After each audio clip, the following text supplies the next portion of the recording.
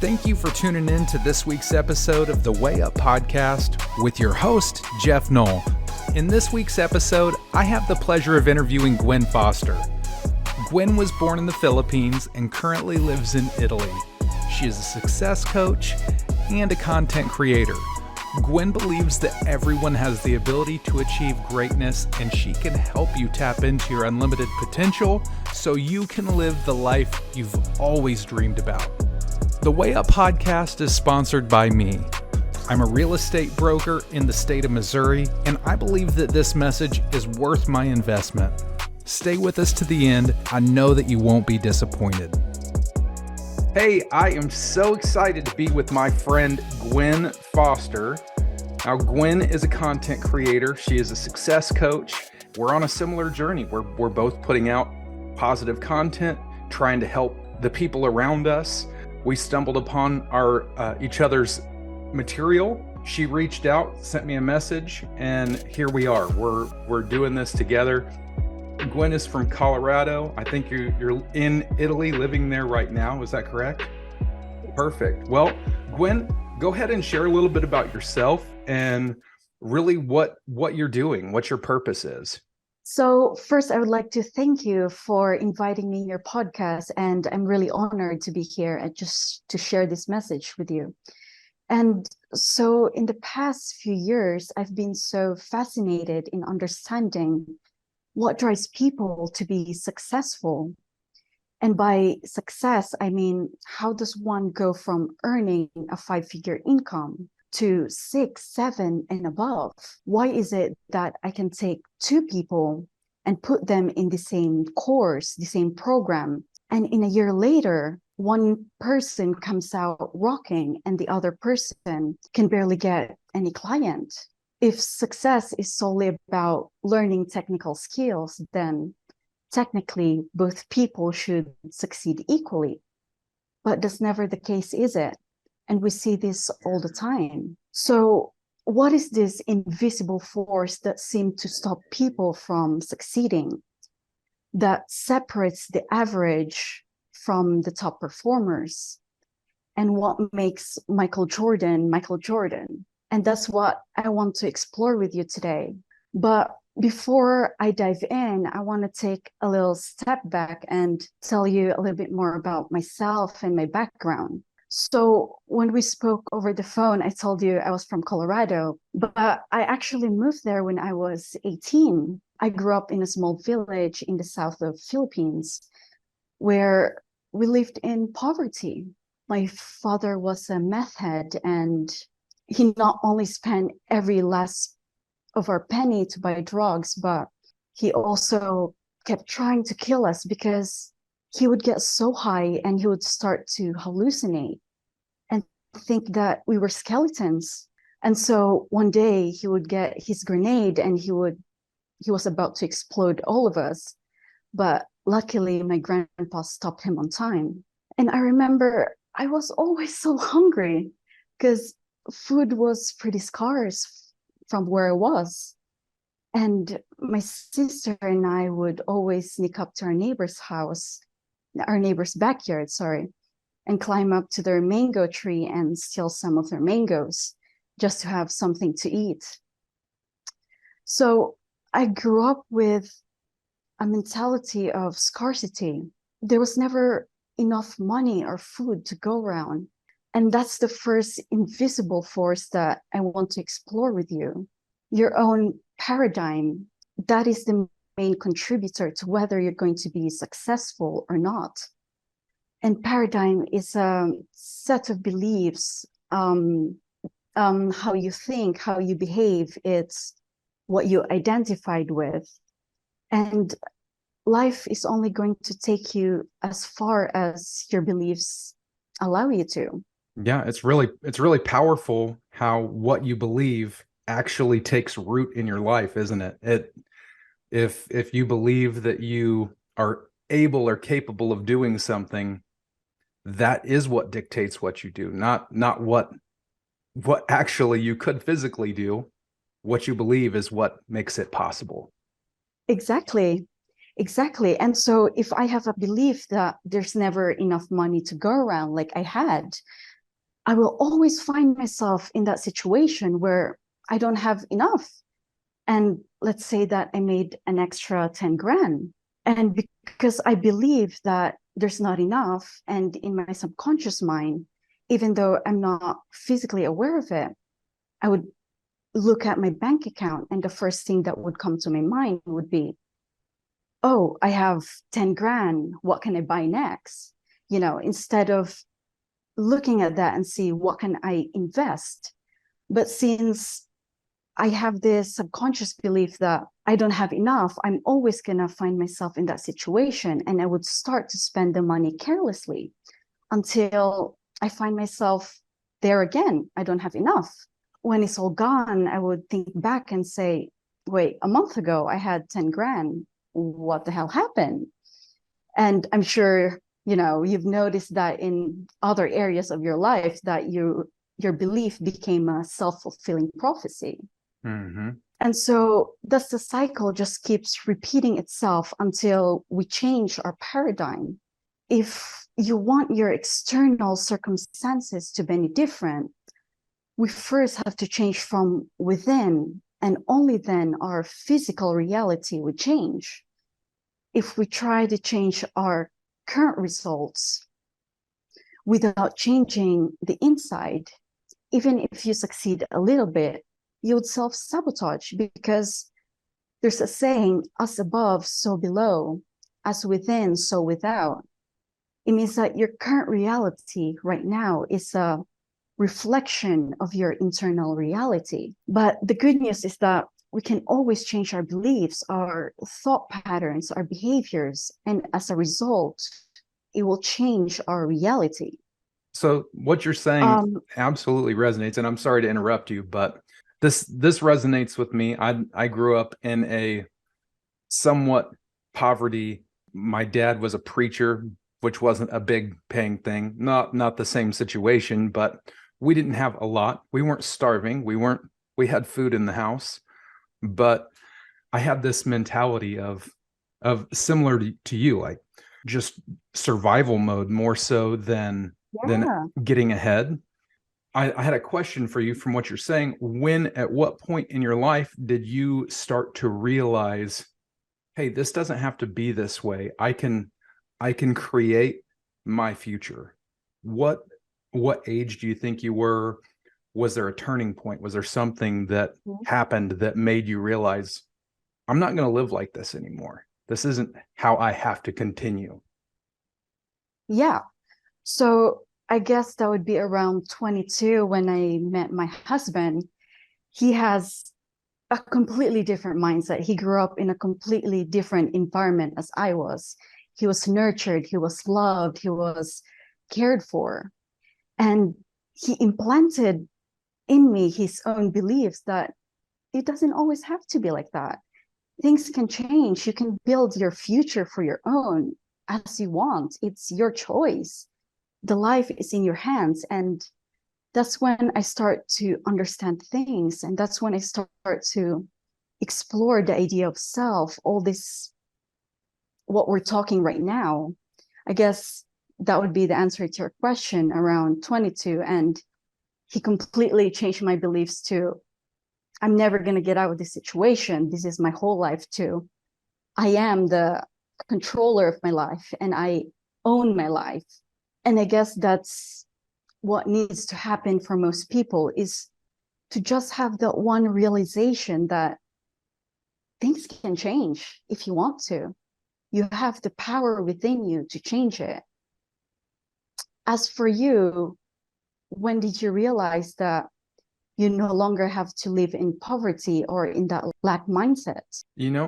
I feel like I stayed in that for a lot of my adult life. Even I grew up as a kid. I maintained that. I went and I just struggled. I lived paycheck to paycheck. I would hear people say stuff like this, like what you're saying.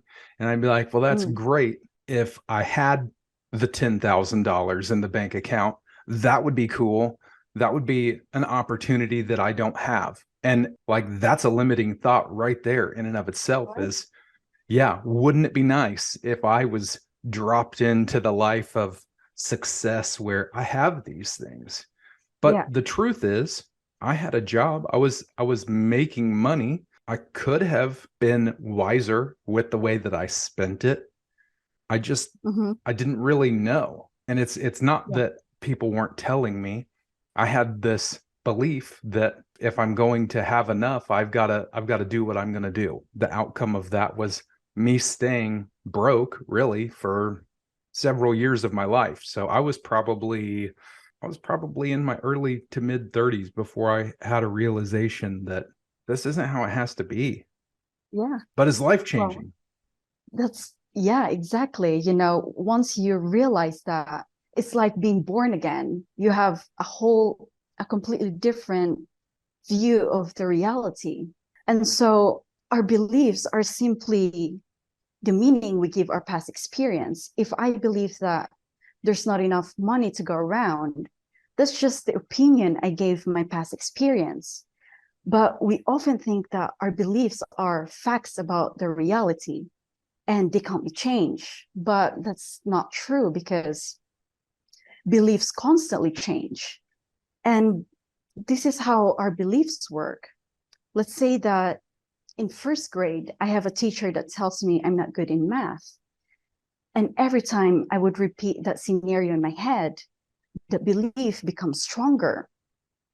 And when I have to learn algebra, I would say to myself, I'm not good in math. And so I wouldn't even put the same amount of effort. And because that's what I believed in, I would say, what's the point? I'm not good at it. And that's what I meant by life is only going to take you as far as your beliefs allows you to. And now going back to the story about my past, when my dad was put in jail, that's when we managed to run away. When we ran away, my mom had to take care of 5 kids because there were 5 of us. And so single mother in Philippines, there's not much she could do. And so she decided to work as a maid. And when she would work at these huge houses, she would start to daydream that she herself has this huge house and that there's a huge palm trees outside her house and that she didn't have to work as a maid anymore. And sometimes she would get so deep in her daydream that the owner of the house would scream at her to go back to work because she's there, in Sitting in their her la hot la tub, land. sipping a martini. Like, And hey, can you get me something? I'm over here. I got this. I'm holding this down. exactly. And so she would do this every time she would go to work. She's not the best worker, but at the same time, she built this reality in her head. The funny thing, it was 10 years later, that reality, the imagination became her reality. And that's the second invisible force that I want to talk to you about is the law of attraction. She attracted that life that she imagined, that huge house that she imagined 10 years ago. She now has it. And the palm tree, when she walks outside her house, she would see the palm tree. And it's quite funny how accurate it is. Just by thought alone, we can create our reality. But that doesn't mean that we're not going to put in the work for it. But it means that it's kind of like a fuel for a mind to keep going towards our goal. Yeah, Have it you gives you a had any direction. experiences? Exactly. Have you had any experiences with law of attraction, anything of that sort? Absolutely. So actually, the beginning of last year, and I sell real estate, but in the beginning of last year, I wrote out all of my goals. I was very adamant about every morning when I'd get up and I'd read through my goals, and I would just think, hey, thank you, God, for giving me this, for making this happen. Like, thank you that this is already part of my life. I didn't hit my goal exactly, but I did way better than I have in any prior year. And I stacked stuff up. A number of things on my list did happen, and it was incredible. Like, there's a lot of power in having that clear focus and direction. It keeps you motivated. If you know this is where you're going, well, what do I have to do to course correct throughout my day? This is where I'm Exactly. going. So it kind of weeds out some of the distractions that would Mhm. normally pull you away. I completely agree. And I think that if we don't have a goal set out, it's like going to the airport and not knowing where you want to go. And so you take your ride at a random plane. And when you land in Africa, you get pissed off because you say, this is not where I want to go, but somehow I ended up here. And that's what exactly happens to most people, is that they don't plan where they want to go. They just let life take them there. But then they get mad when they realize that this is not where I want to be. I want to be a completely different place. But just because you didn't plan it out, life is going to take you all over the place. So, like you said, it's really important, and it really keeps your focus if you set out a goal and work towards it. It's like a sniper, you just focus on the goal without any distraction. Anything aside from that, it just kind of falls off its place. Have you heard of Les Brown? He's a motivational speaker. Okay, I so love him. yeah, me too. Les Brown, he talked about wherever you're at today in life, at some point prior to today, you made an appointment to be there. You scheduled an appointment. So that is just the point of, you have to take complete responsibility for where you're at. That's what I think a lot of people really struggle to do. They are, man, I'm broke. I don't have I don't have any money, or I'm at least not in the situation that I would like to be in.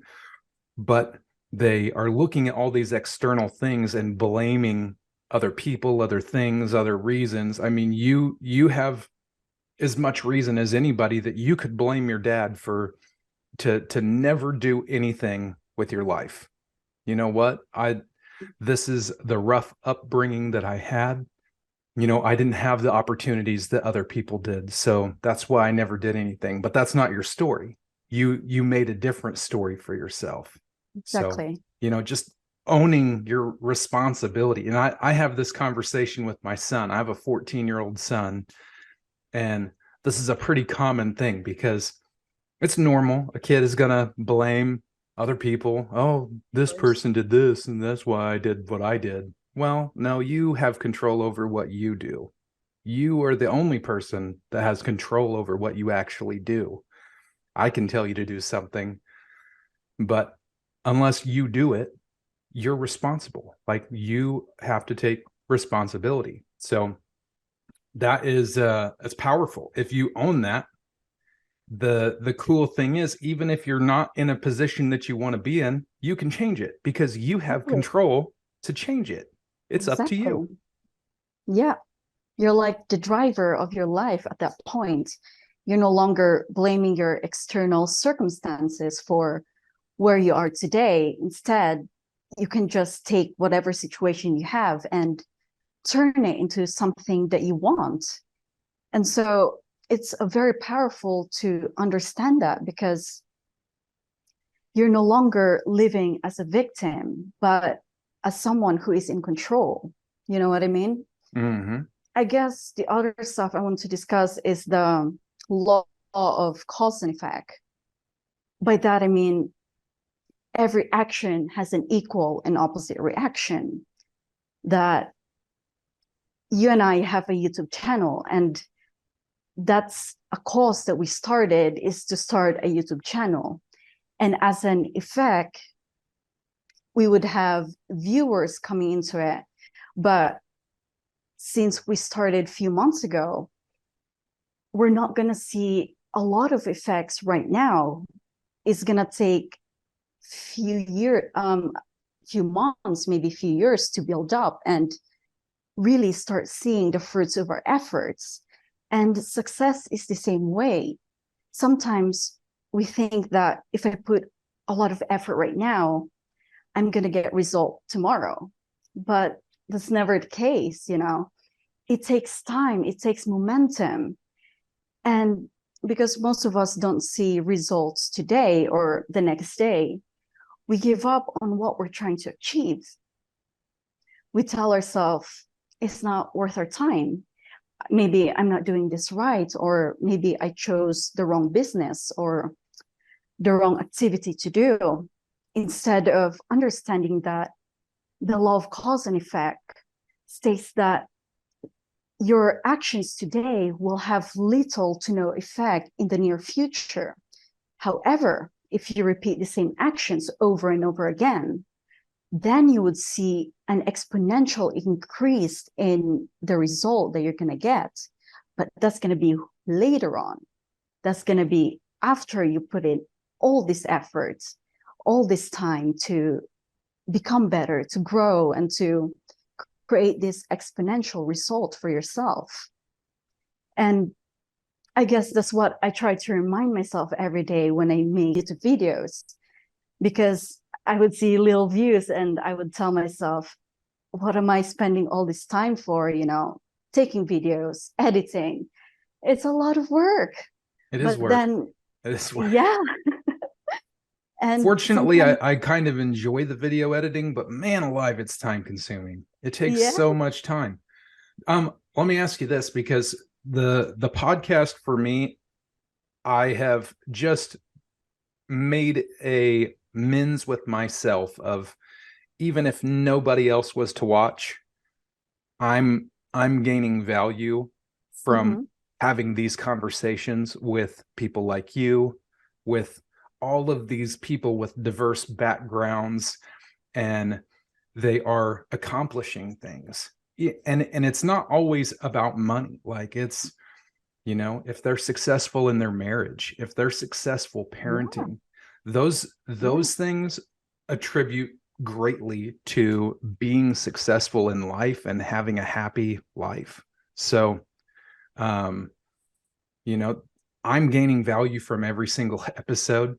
So that is what makes this more worth it for me, because, you know, I don't see a ton of views on them. There's some, the YouTube shorts has been really cool. Thanks for that tip. I appreciate that advice, because holy crap, put some of them up and they're like overnight get 12 or 1600 views. I'm like, wow, that's cool. Didn't know, like, I'm not getting those numbers on the other podcasts, which long form, not everybody's going to sit down and watch a 30 or 40-minute video. They just won't. But that's okay. Some people will. And if somebody can pull value out of it and it makes their life better, this is worth it for me. It's worth it. But, you know, that's a very valid point. Weight loss is the same way. How many people January 1st, the gyms are all cram-packed full of people that are going to lose the 30 pounds that they gained in the last couple of years. And by February, they're down to like 20% of the people that were there January 1st. Everybody's bailed out because they haven't already lost those 30 pounds. But it doesn't happen that way. It's a process. Doing the right thing over and over and over again, even if it's a small measure, it makes a big difference over time. Definitely. Do you have any questions for me? I know we've talked once on the phone. We've chatted back and forth a little bit through Messenger, but did you have any questions for me that you think would be beneficial for listeners? Can't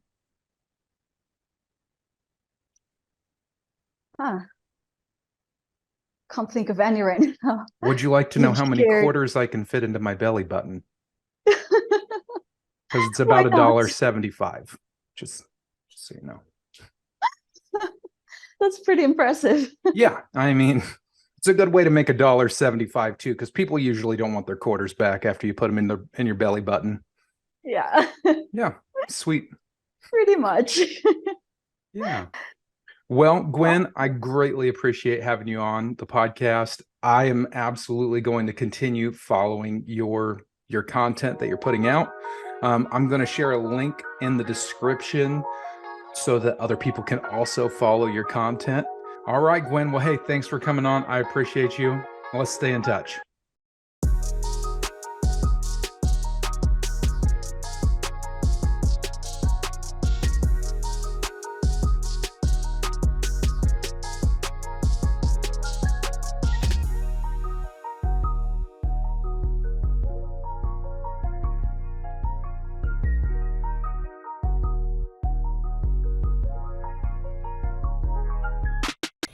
Yeah, boy.